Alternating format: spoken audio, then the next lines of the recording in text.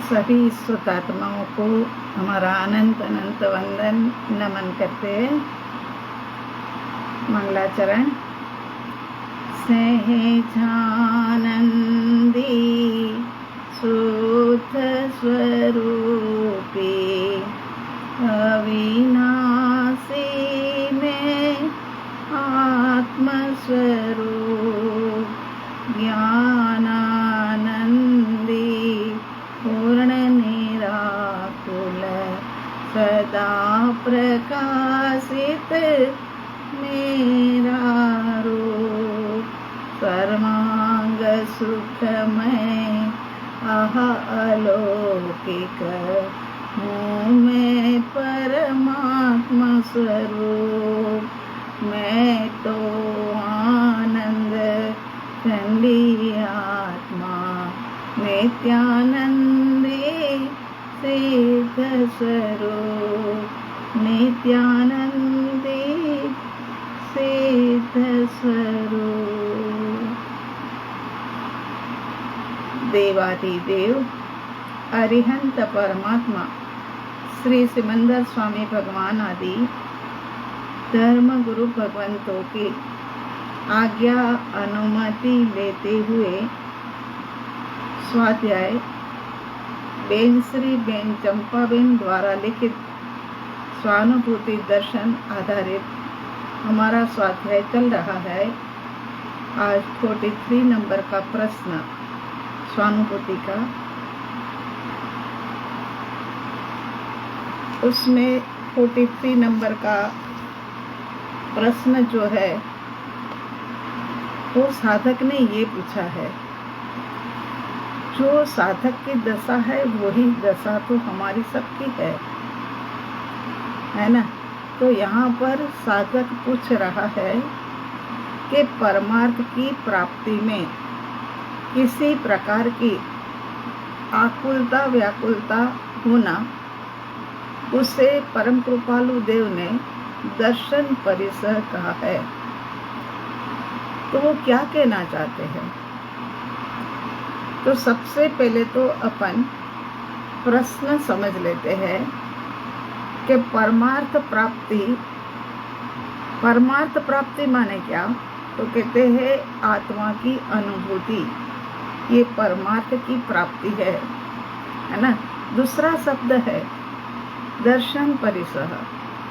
दर्शन माने अनुभूति, आत्मा की अनुभूति। परिसह माने आकुल व्याकुल हो जाना, जल्दबाजी करना, और ऐसे कि बस जल्दी ये मेरा काम हो जाए। घर में जैसे किसी कोई एक बहुत बेशकीमती चीज खो गई हो, तो वो चीज ढूंढने में अपन इतने आकुल व्याकुल हो जाते हैं, बस कहाँ रख दी है मैंने। एक ही जगह पर हम 4-4, 5-5 बार देखते हैं। हमें लगता भी है कि यहाँ तो हमने देख लिया है, फिर भी होता है मैं शायद यही रखी थी हमने। तो ऐसे करते करते आकुलित व्याकुलित होना। तो यहाँ तो अनंत काल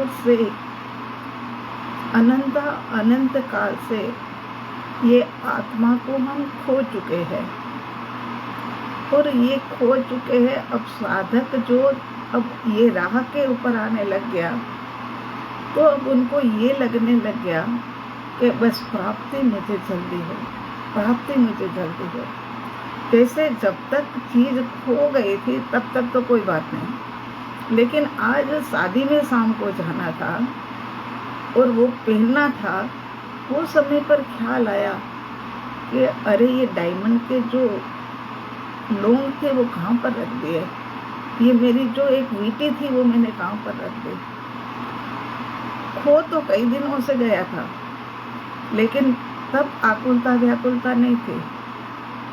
मगर आज जब ढूंढने पर नहीं मिल रहा है, तो फिर आकुलता व्याकुलता हो रही है। इसी प्रकार से अनंत काल से खो गया है, अनंत काल हो गया, मगर ढूंढने का कोई पुरुषार्थ ही नहीं। जो पर्याय के अंदर में गए, जिस गति के अंदर में गए, वहाँ पर बस मैं ही मैं हूँ, और आहा बस मेरा ही ये संसार उससे बढ़कर और कुछ भी नहीं है, ऐसा हमने सोच मान लिया। लेकिन जब पता लगा, किसी ज्ञानी के संपर्क में आए, किसी ज्ञानी के संपर्क में आने वाले साधक के संबंध में आए, तो पता चला कि अरे मैं आत्मा हूँ और इन आत्मा को तो मैं अनंत काल से खो चुका हूँ। अब ये जो खो चुका हूँ वो मैं कहाँ खो चुका, कहाँ गया, क्या हुआ, कुछ पता नहीं लग रहा है। तो अब क्या किया जाए, कहाँ से ये ढूंढा जाए, बस इसी आकुलता व्याकुलता में है। हमने जैसे पीछे में एक उदाहरण भी दिया था कि खोटी आकुलता व्याकुलता से लाभ होने की बजाय कभी नुकसान हो जाता है ना। ऐसे ही मतलब आत्मार्थी का लेबल लगा करके एक मतार्थी घूम रहा था। मतार्थी चला गया संत के प्रवचन सुनने के लिए। संत ने प्रवचन में कहा, संत ने ये बताया कि हे जीव, तो एकमात्र अकेला है, जुदा है। इस संसार के अंदर में ना व्यक्ति, ना वस्तु, ना परिस्थिति, ना पदार्थ, कुछ भी तेरा नहीं है। तू कहाँ भटक रहा है? तू अपने में आ जा, और से नाता तोड़ करके तो अपने में आ जा। ये मतार्थी ने तो ये बात सुन ली। लेबल तो साधक का था, तो साधक के तरीके से ही मतलब सुने, और इन्होंने जो कहा है वो ही कुछ करे। विवेक का अभाव हो जाता है मतार्थी के पास। तो फिर वो सोच रहा है कि अब आज घर जाकर के ऐसा ही करना है, कोई व्यक्ति, वस्तु, परिस्थिति, पदार्थ के साथ संबंध ही नहीं रखना। ये बात तो, ये तो हमारा एक मेन वर्ड है ना। व्यक्ति, वस्तु, परिस्थिति, पदार्थ, उन सब से जुदा मैं शुद्ध आत्मा हूँ। मगर उसको विवेक से समझना पड़ता है, विवेक से लेना पड़ता है। मगर यहाँ मतार्थी ने क्या किया, घर गया, अपने कमरे में घुसा, ये दे मारा वहाँ से कुर्सी को, टेबल को, और जो जो एक्स्ट्रा चीजें पड़ी थी वो सबको फेंका बाहर में। घर वाले चिंतित, ये क्या कर रहे हो? आज कोई सफाई करने की बात नहीं है, सफाई तो हो गई है। वो बोले नहीं, तुम मेरे से बात नहीं करो कोई भी, तुम लोगों के कारण से तो मेरा जीवन खराब हो गया।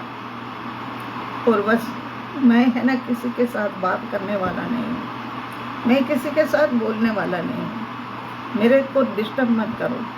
और सब कुछ सामान उसमें से, कमरे में से निकाल दिया, दे मारा दरवाजे को, जोर से दरवाजा बंद कर दिया और अंदर चला गया। अब घर वाले इतने परेशान कि आज हो क्या गया। घर में ऐसी कोई बात भी नहीं थी, और फिर भी ये इतने मतलब परेशान क्यों हो रहे हैं, आकुल व्याकुल क्यों हो रहे हैं। तो फिर सोचा कि बस एक काम कर सकते हैं कि महाराज जी के पास आकर के उनके प्रवचन में गए थे, तो उनको पूछते हैं कि वो यहाँ पर सुनने आए तब तो बराबर थे ना। और घर वाले गए वहाँ महाराज जी के पास, जाकर के बोले, तो महाराज जी ने कहा कि आज प्रवचन में ये बात आई थी, लेकिन आत्मार्थी जीव तो जो होता है वो तो विवेकवान होता है, उनके अंदर में तो विनय होती है, उनके अंदर में सोचने समझने की शक्ति होती है। ये कोई ऐसे आकुल व्याकुल नहीं होते हैं, तो ऐसी बात तो होनी नहीं चाहिए। ये भी आत्मार्थी लग रहे थे, मगर आत्मार्थी लगना और आत्मार्थी होना, ये दोनों में बहुत फर्क है, बहुत अंतर है।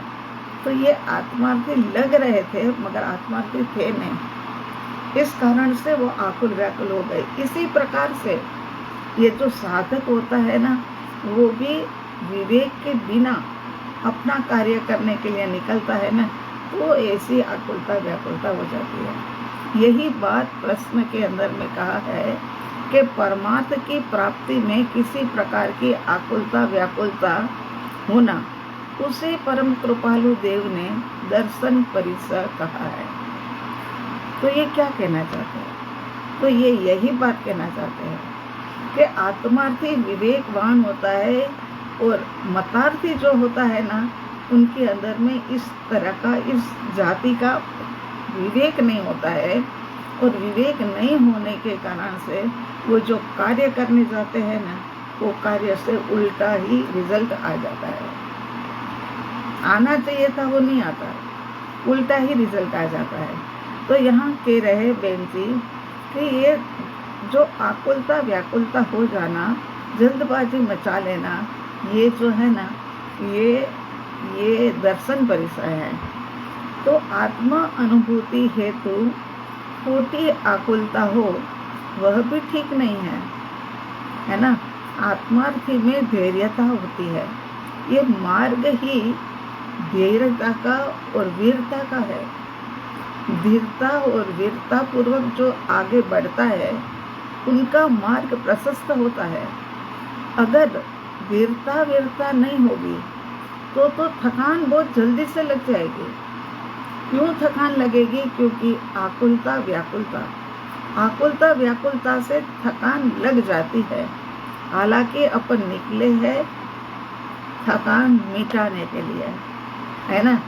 वो कृष्ण भगवान जब नेमिनाथ भगवान के संतों को और उनको दर्शन करने के लिए जाते हैं, तो जा कर के नेमिनाथ भगवान को वंदन करते हैं, बड़े मतलब विनय विवेक पूर्वक, है ना। 3 बार दिक्कुतों के पाठ से या इच्छामी कमा समणा के पाठ से, है ना। आजकल तो हम ये विनयवंत वाली वंदना करना भी भूल गए हैं। यह शरीर ने हमें ऐसा थका दिया है कि ये विनय वंदना पूर्वक हम मतलब साधु संतों को साथ नहीं पूछते हैं। मगर श्री कृष्ण महाराजा तो बलशाली व्यक्तित्व, और उनके सामने दर्शन देने वाले भी कितने उत्कृष्ट नेमिनाथ भगवान, उनके सामने जाकर के दर्शन वंदन करते हुए सभी संतों को दर्शन किया। सभी संतों को, उनका तो इतना बड़ा मतलब संघ है, 18,000 साधु संत है। सबको वंदन करते करते फिर नेमिनाथ स्वामी के चरणों में जाकर के बैठते हैं। तो बोले थक गए क्या? तो बोलते नहीं, श्री कृष्ण महाराजा कहते आज तो थकान उतर गई है। तो वही समय पर नेमिनाथ भगवान उनको कहते हैं कि सही बात है, आज तो तुमने बहुत बड़ा काम कर लिया महाराजा। तुम तो सच में ही महाराजा निकले कि तुमने तो कितने नरक के नदावे मतलब खत्म कर दिया। कहाँ तो तुमने चौथी नरक पे जाना था, कहाँ तुम पहली नरक पे आ गए, और कहाँ तुम्हारा मतलब इतना दुख भुगतान करना था, वो इतने कम के अंदर में आ गए। आज तो थकान उतर ही जानी चाहिए।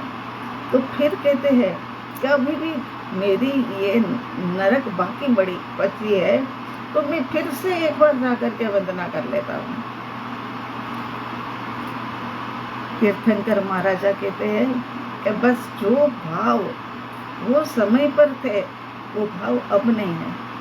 अब तो बस तुमने कर लिया और बहुत बड़ा काम कर लिया कि अनंत काल की थकान उतार दी। तो यहाँ पर भी क्या कहते हैं कि आकुलता व्याकुलता से तो थकान लग जाएगी और अपना कार्य देरी से होता जाएगा। कभी कभी तो मार्ग से दूर ही हो जाते हैं। किस कारण से? तो कहते हैं आकुलता व्याकुलता के कारण से तो दूर ही हो जाते। प्राप्ति तो समय के साथ धैर्यता से ही होती है। ये मार्ग तो हमारा सबका अनदेखा हुआ है। इसीलिए हमें तो क्या करना है कि ज्ञानी के सहारे पे, उनके कदम कदम पर हमने भी डग भरना है। ऐसे नहीं कि बस जल्दी से प्राप्त हो जाए। ज्ञानी कभी भी देखना, जितने भी ज्ञानी होंगे ना, उनकी तरफ दृष्टि डालते हैं तो लगता है कि हाँ, उनके अंदर में धीरता है। और जिनके पास धीरता है ना मेरे प्रभु, वो ही क्या है कि वीरता अपना सकता है। क्योंकि वीरता के लिए भी धीरता चाहिए। ज्ञानी को आत्मानुभूति के संस्कार डालने हैं। क्या है? तो यहाँ कहते हैं कि संस्कार अनुभूति के डालते रहो, प्राप्ति अवश्य होगी। कभी न कभी तो संस्कार उदय में आएंगे ही ना। सही बात है कि वो संस्कार तो उदय में आने ही वाले हैं ना। तो फिर कम से कम संस्कार तो डालो कि मुझे अनुभव चाहिए, मुझे प्राप्ति चाहिए, मुझे अनुभव चाहिए।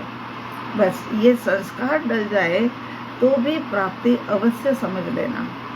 इस भव में सम्यक दर्शन ना भी हो तो भी डाले हुए संस्कार व्यर्थ जाने वाले नहीं है। ये जो संस्कार डाले हैं ना, वो व्यर्थ नहीं जाएगा, वो तो आगे जाकर के हमारा कार्य करने के अंदर में सहायक हो गए। ये संस्कार जो डल गया एक बार, फिर प्राप्ति तो पक्की है ना। चाहे 1 भव, चाहे 2 भव, चाहे 10 भव, तो भी हम समझते हैं कि ऐसे सस्ती समझ लेना। 10 भव लग जाए ना तो भी समझना कि ये तो प्राप्ति सस्ती है। जबकि जो मतार्थी लोग होते हैं ना, वो क्या करते हैं, वो ये कहने लग जाते हैं कि नहीं नहीं, अभी तक हमें प्राप्ति नहीं हुई। अरे भाई, ये कोई खाने का खेल है कि ये केला उठाए और खा लिया, हो गया खत्म। ये प्राप्ति का 2 मिनट का ध्यान धर लिया और हो गई प्राप्ति। ऐसी बात नहीं है प्रभु मेरे। तो यहाँ कहते हैं कि हमारा कार्य होने में हमारा उपादान और योग्यता ही काम करती है। तो योग्यता तो धीरे धीरे धीरे धीरे धीरे बनती है ना। उपादान तो तभी योग्यता रूप मतलब बन करके हमारे सन्मुख आते हैं। अगर सेकंड में और थर्ड में पढ़ने वाला बच्चा ये कहते हुए कि नहीं नहीं, मुझे तो क्या है डॉक्टर बनना है, मुझे तो डॉक्टर जल्दी बनना है, तो ऐसे तो डॉक्टर बना ही नहीं जाता है। उसके लिए तो योग्यता चाहिए। तो यहाँ अपनी प्राप्ति के लिए अपनी योग्यता चाहिए, अपना उपादान तैयार हो कि मैं शुद्ध आत्मा, मैं अनंता सिद्ध जैसा ही वर्तमान में भी हूँ, है ना। तो आत्मा का अब प्रश्न उठता है साधक के मन में कि आत्मा का स्वभाव कैसे ग्रहण करूं, राग से भिन्न कैसे हूं, भेद ज्ञान में कैसे करूं, उपयोग की सूक्ष्मता करके प्रज्ञा छेनी के माध्यम से मैं क्या ग्रहण कर सकूं। कितना समय हो गया फिर भी कार्य क्यों नहीं हो रहा है? ये सब आकुलता व्याकुलता है। अरे तेरे को भरोसा है कि तू सिद्ध के समान आत्मा ही है और तेरे एक एक डग सही दिशा पर जा रहे हैं, तो तुझे ऐसी आकुलता व्याकुलता होनी नहीं चाहिए। ऐसी आकुलता भीतर होती है, फिर भी अंदर तो शांति ही रखे। हाँ, ये है कि प्रमाद में ना चले जाए, मगर शांति तो रखनी पड़ेगी ना। भीतर में शांति तो रखी जाए। मेरी भावना है तो अवश्य भावना पूरी होगी और अनुभूति भी प्राप्त होगी। बस इसी प्रकार से प्रयत्न करते रहना है, पॉजिटिव होकर के प्रयत्न करते रहना है। मैं भगवान हूँ, मैं परमात्मा हूँ। अगर ये बात सोचेगा, बार बार ये चिंतन मनन करेगा, इसी का ही संस्कार पड़ेगा और पर्याय उठेगी ना, अंदर से भीतर से जो पर्याय उठेगी ना, वो भी ऐसी ही उठेगी कि मैं परमात्मा हूँ, मैं भगवान आत्मा हूँ। ऐसे ही पर्याय उठेगी। चाहे ऐसी योग्यता के कारण वो सापेक्ष के अंदर में चली गई पर्याय, लेकिन फिर भी कभी न कभी हमारा भी ऐसा सोचने से भी उत्थान हो सकता है। और ऐसा सोचने वाला आत्मा के लिए निकला हुआ जीव जो है ना, वो इतना पॉजिटिव होता है, इतना पॉजिटिव होता है, उनके भीतर में कहीं कोई ना नेगेटिव वाली बात ही नहीं होती है कि ऐसा कर दिया, वैसा कर दिया, ऐसी बात ही नहीं होती है। तो फिर आगे जाकर के कहते हैं कि आत्मा का स्वभाव क्या है। उनको तो आकुलता व्याकुलता हो रही है ना, इसीलिए लगता है कि आत्मा का स्वभाव क्या है, ज्ञायक क्या है। ज्ञान सो वही मैं हूँ क्या, राग द्वेष मोह यह मेरा स्वभाव नहीं है, ये तो विभाव दशा है। इस प्रकार लक्षण से राग को स्वभाव से भिन्न पहचानते रहे तो फिर वैधता रहती है। राग तो जो है ना वो भिन्न ही है।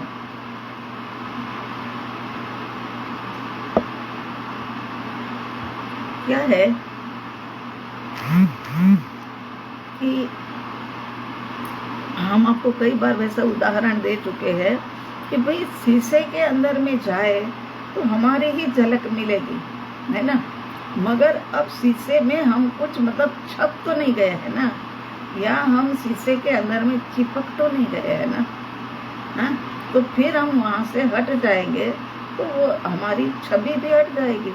ऐसे ही राग जो है वो हमारे सामने आया है, हमें दिखता है, मगर वो राग से अलग होने की क्रिया यही तो ज्ञान है ना, कि ये मेरा स्वभाव नहीं है, ये मैं बच्चों के पीछे इतना करता रहता हूँ, करती रहती हूँ, तो ये सब कुछ है ना ऋणानुबंध का कारण है। इसमें तो प्रेम प्यार अलग चीज है और राग अलग चीज है। आत्मार्थी को राग करने की मना है, मगर प्रेम प्यार देना ये तो परम कर्तव्य माना है। प्रेम के अंदर में कोई अपेक्षा नहीं है, राग के अंदर अपेक्षा ही अपेक्षा है। कब से अपेक्षा है कि जन्म लिया, 2 दिन 4 दिन का बच्चा हुआ, अरे मेरा राजा बेटा तो बड़ा हो जाएगा, तो बड़ा हो जाएगा, फिर तो क्या है कि पढ़ लिख करके ऑफिसर बन जाएगा, फिर तो प्यारी से दुल्हन लेकर के आएगा, और उसके बाद में तू खुद कमाने के लिए जाएगा, और दुल्हन जो है ना वो हमारी सेवा करेगी। ये राग का स्वरूप है और ये प्रेम का स्वरूप है। बस बच्चे लोग आगे बढ़ो, आगे बढ़ो। तुम्हें है ना ये पर का करते करते स्व का भी करना है, तुम्हें अपनी ओर भी निगाह डालनी है, और तुम्हें अपना भी कल्याण करते करते जगत के जीवों का सबका मंगल सोचना है। ऐसी बात करना ये प्रेम से भरी भरी बात है, लेकिन हम राग कर लेते हैं। कोई बात नहीं, अभी तक किया होगा, कर लिया होगा, मगर अब उससे अलग हो जाओ कि आप सब मेरे लिए श्रेय कर हो, मगर मेरे लिए प्रेय कर नहीं हो, कि मैं तुम्हारे से राग के अंदर में उलझ जाऊं। तुम्हारे बिना भी मेरा जीवन है और तुम्हारे साथ में भी मेरा जीवन है, हर तरह से मेरा जीवन तो जीवन ही है। तो यहाँ क्या कह रहे हैं कि आत्मा का स्वभाव क्या है, ज्ञायक क्या है।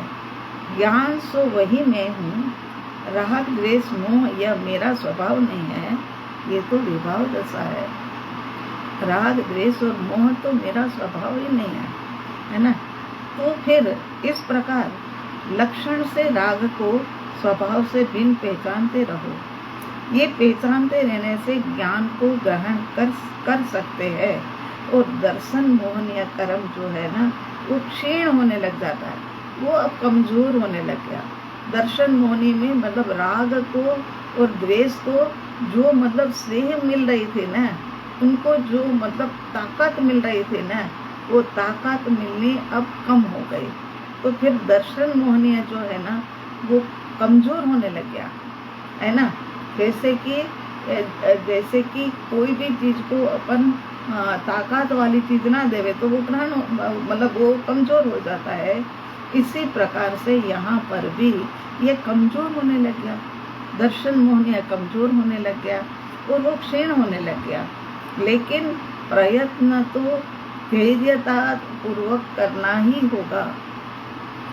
ये चाहे कमजोर होता भी जा रहा है, अपने को समझ भी आ रही है कि ये जो पहले मेरे को ये लगता था ये मेरा राजा बेटा है, ये मेरा प्यारा बेटा है, ये तो मुझे बहुत अच्छा लगता है, ऐसा कुछ नहीं होता है। अब अंदर में समाये है, अब क्या है कि विषय एक दूसरा मिल गया है, है ना। सेम पर्सन एक जगह जा रहा था बाहर में, उसको एक विषय दूसरा मिल गया, दूसरा विषय मिला। वो क्या मिला कि मैं शुद्ध आत्मा हूँ, मैं अतीन्द्रिय आत्मा हूँ, मैं इंद्रिय सहित का और इंद्रिय सहित मेरे परिवारजनों का जो मतलब राग द्वेष और मोह कर रहा हूँ उससे जुदा और अलग। तो जो होनहार है ना वो ही होता है। होनहार के अंदर में कभी भी फर्क नहीं पड़ता है, चाहे जितना समय हो जाए। तब भी शुरू में तो व्याकुलता होती है, लेकिन फिर बार बार प्रयत्न करते करते शांति आ जाती है। और जैसे जैसे ज्ञानी पुरुषों के स्वाध्याय हमें मिलने लगते हैं, उनकी ध्यान साधना हमें मिलने लगती है, उनके पास से जो विषय हमें चाहिए वो मिल जाता है, फिर हमें भी समझ आने लगती है कि सही बात है। ज्ञानियों ने भी, ज्ञानी भगवान भी, तीर्थंकर परमात्मा भी, केवली भगवान भी, सिद्ध भगवान भी सब हमारे जैसे ही थे। मगर उनको भी ये प्रश्न उठते थे कि आत्मा का स्वभाव क्या है, मैं आत्मा को कैसे ग्रहण करूं, राग से मैं कैसे जुदा हो जाऊं। माँ तो बार बार कह रहे हैं कि रास्ता एकमात्र वेद ज्ञान का है, वेद ज्ञान से ही होकर के गुजरना होगा।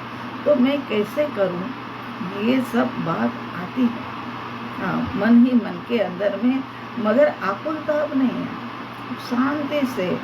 हाँ फिर वो स्वाध्याय में ये बात बताई थी, ऐसे कह करके फिर स्वाध्याय सुनने लग जाता है। और स्वाध्याय सुन करके उसमें ये भी आया कि स्वाध्याय केवल सुनने से कल्याण नहीं होगा, कर्म की नजरा तो अंदर जा करके ये सारे कर्मों को निर्जरित करने से ही होगी।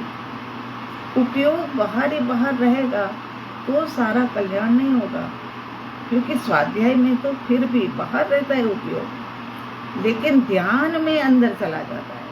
तो ध्यान साधना के अंदर जब उपयोग अंदर जाता है तो वो क्या कार्य करता है। उपयोग की ऊर्जा जहाँ आ जाती है ना, ऐसी बलवान के है ना, कमजोर जो है ना वो तो डगमगा जाते हैं।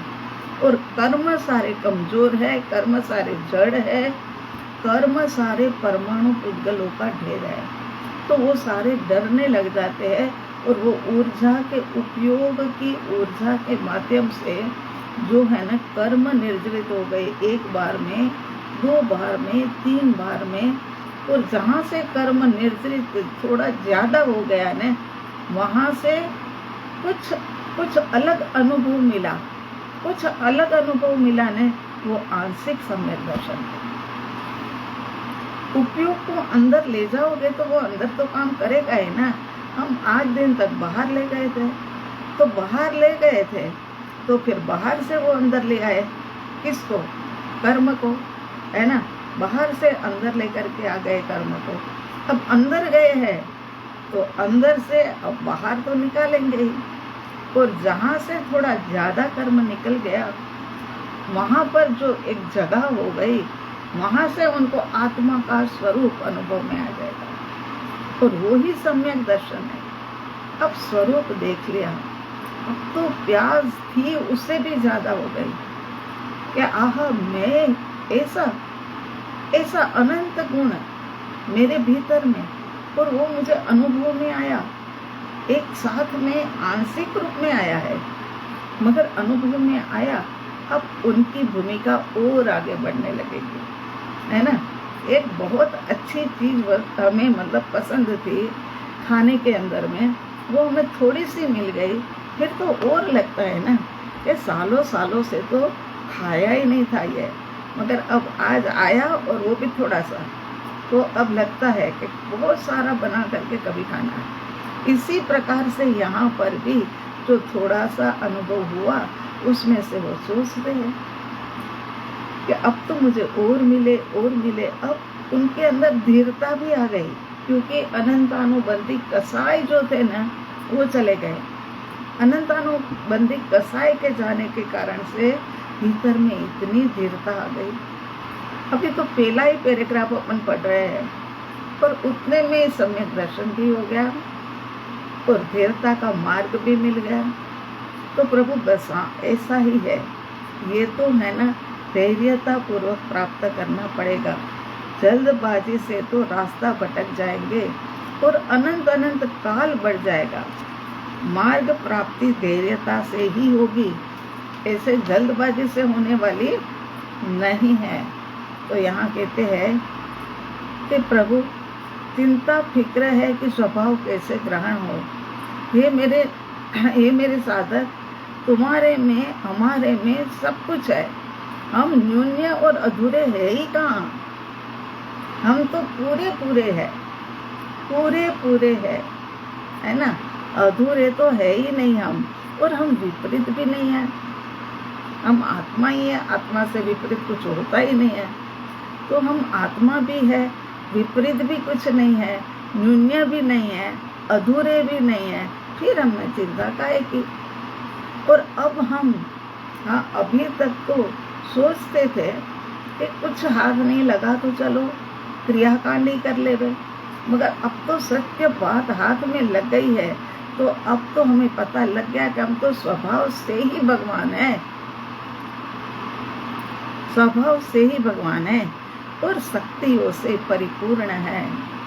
इसका एक भजन हमारे पास है, कभी अवसर आएगा तो बोलेंगे, मगर बहुत अच्छा, शक्तियों से परिपूर्ण है। 47 शक्तियों के ऊपर है। हाँ, तो यहाँ भरा पूरा मेरा आत्मा।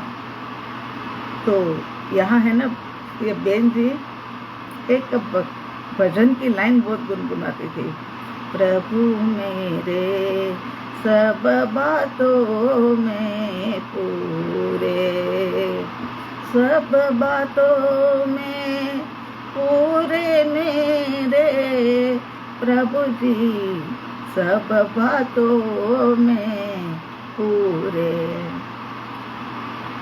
प्रभु बेन जी जो है वो ही सब बातों में पूरे नहीं, उनके पास जैसा भगवान आत्मा था ऐसा ही भगवान आत्मा हमारे भीतर है। फिर हमें क्या आकुल व्याकुल होने की जरूरत। और मार्ग भी सीधा मिल गया है ना, साचा मार्ग मिल गया। परम कृपालु देव ने कहा अब तो कोई चिंता ही नहीं है, उसकी बजाय आकुल व्याकुल होते जाए। तो आगे कहते हैं बेन जी कि साधक की शक्ति का पर्याय रूप से परिणमन होना यही तो मार्ग है। साधक की शक्ति का पर्याय रूप से परिणमन होना यही तो मार्ग है। और ये सम्यक दर्शन भी तो क्या है, वो भी तो पर्याय है। और उनका विषय क्या है, तो कहते वो आत्मा है। आत्मा हमारे पास है, आत्मा हमारे पास है। तो फिर अब क्या है कि अनुभव में तो आना ही आना है। पर्याय है तो पर्याय भी तो पलट करके हमारी ओर देखने ही वाली है। पूरा पूरा भार तो यहाँ कहते हैं कि साधक के शक्ति का पर्याय रूप से परिणमन होना यही मार्ग है। अनुभव में भी द्रव्य पूरा पूरा बाहर नहीं आ जाता है। ऐसे समझो कि आहा ये तो क्या आत्मा का अनुभव होगा तो पूरा एकदम प्रकाशित ऐसे आत्मा मेरे अनुभव में आएगा। नहीं, आत्मा के गुणों की पर्याय अनुभव में आती है। आत्मा के गुणों की पर्याय अनुभव में आती है।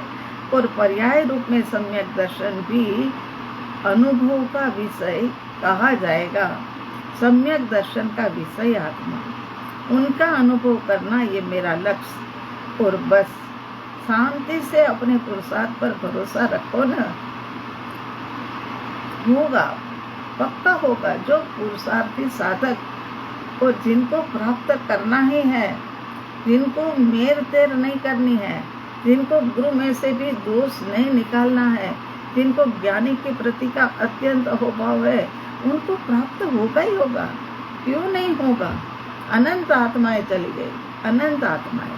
हाँ, हमारे ऊपर सब बैठे बैठे हमें आशीर्वाद दे रहे हैं। ऐसी अनंत आत्माएं ऊपर में है। ये तो आशीर्वाद दे रहे, ये तो कहा जाता है, लेकिन आशीर्वाद नहीं, वो तो अपने में ऐसे मस्त है कि बस हाँ, उनकी पॉजिटिव ऊर्जा हमारी ओर आती है। अच्छा, बात करते करते याद आ गया कि कल की साधना बहुत बहुत गहरी साधना है, ऊर्ध्व गमन की साधना। यह ना सोच, ये बात करते करते वरना भूल भी जाते हैं। तो ऊर्ध्व गमन की साधना के लिए कल सब आप तो तैयार रहना। 1 घंटे का मौन, सफ़ेद वस्त्र और चिंतन मनन, सुबह से एक्स्ट्रा और कोई काम नहीं निकाल करके इसी के अंदर में लगे लगे रहना, ये सब कुछ करना। और अपने आसपास पड़ोसी का कल्याण भी इच्छना, है ना, यार दोस्तों का भी कल्याण मित्र बन करके उनका भी ध्यान रख लेना। और आत्मा की शक्तियों का ऊर्ध्वगमन किस प्रकार से होता है वो कल साधना के माध्यम से बताया जाएगा। तो यहाँ कह रहे हैं कि आत्मा है, उनका अनुभव करना है, ये मेरा लक्ष्य है। और बस शांति से अपने पुरुषार्थ के ऊपर भरोसा रखो। देर हो रही है लेकिन प्राप्ति होनी ये तो निश्चित है, ये तो होगा ही होगा। बस मेरी योग्यता तैयार हो जाए, मेरी पात्रता तैयार हो जाए। देर हो रही है उसकी कोई बात नहीं, लेकिन समय समय पर मुझे मेरी आत्मा के अंदर ये भान बना रहे, भाव नहीं, भाव तो बाद में, मगर भान बना रहे कि मैं शुद्ध आत्मा हूँ, मैं भगवान आत्मा हूँ। बाहर से मुझे कुछ भी नहीं लेना और मेरे को किसी को कुछ देना भी नहीं। ये बात यहाँ पर एक बात पूरी हुई हमारी। अब दूसरी बात, राग से कैसे भिन्न हूँ। तो भिन्न होना कहाँ है प्रभु, भिन्न कहाँ होना है। राग और ज्ञान दोनों तो अलग अलग ही है। राइट वाला हैंड ये कहे कि मैं लेफ्ट हैंड कैसे बनूं, मैं लेफ्ट हैंड कैसे बनूं। अरे लेफ्ट हैंड बनना ही नहीं है, तुम दोनों अलग अलग ही हो। तो यहाँ पर भी क्या कह रहे हैं कि ये दोनों अलग अलग ही है, जुदा जुदा ही है, मगर राग को और भिन्न मान लिया है। राग से भिन्न हो तो भिन्न होना तो है ही नहीं। ज्ञान तो राग से भिन्न ही है, मगर मान लिया है ये कि नहीं, ये दोनों एक ही है। और एक ही है मान करके ये गलती सबसे बड़ी हो रही है। ये दूसरी बात यहाँ से हमने शुरू करनी है, मगर पहली बात समझाने में ही टाइम निकल गया अपना, काफ़ी कुछ समय हो गया। और दूसरी बात अपन अब मंडे से जब समय आएगा तब हम लेंगे। कल तो अपनी ध्यान साधना होगी, और ध्यान साधना के बारे में भी हमने आपको सूचना दे दी। हमारी भावना तो यही है कि एक गहरी ध्यान साधना करवाई जाए और एक सामान्य साधना करवाई जाए, ताकि सामान्य को समझकर गहराई तक आप लोग पहुंच सको। ठीक बात है ना। तो अपन अब जब फिर मिलेंगे तब बात करेंगे राग से भिन्न ज्ञान, ज्ञान से भिन्न राग, ये दोनों को अलग अलग कैसे करा जाए। वैसे तो रहस्य तो बता ही दिया है कि दोनों अलग अलग है ही। तो फिर यहाँ पर आगे की बात अब आगे में करेंगे। और बस यहीं पर समाप्त करते वचनों को। आप सबके लिए मंगल भावना। इस विश्व के धरातल पर जितने भी जीव राशि है उन सब के अंदर में विद्यमान शुद्ध आत्मा तत्व को हमारा कोटि कोटि वंदन नमन करते हैं। आप सबके श्री चरणों में अनंत वंदन नमन करते हैं। विराम देते हैं। ओम हरि ओम।